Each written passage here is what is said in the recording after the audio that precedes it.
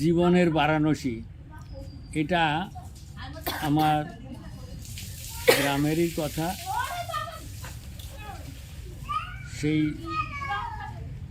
ছেলেবেলার কথা স্টুডিওয়ে বসে লিখেছিলাম।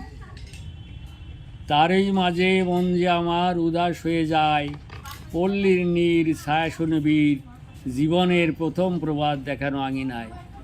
খেলার সাথী যত মনে পড়ে অবিরত, দোলা দেয় মনে কেবলই চেনা তরুবরে।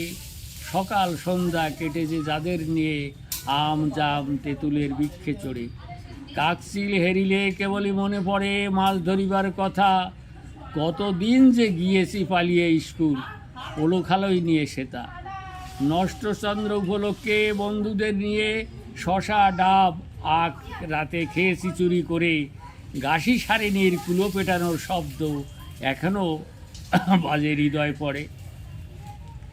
শৈশবের খেলার সঙ্গিনী হয়েছে যে মাতা, সাথীরাও কত বনে গেছে 2-3 সন্তানের পিতা।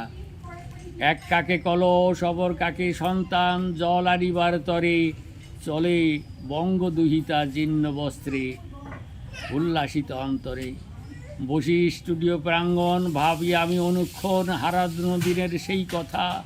শ্রাবণের বাড়িধারা ডেকে ডেকে হয় সারা, তারই সুরে বাজে মন ব্যথা।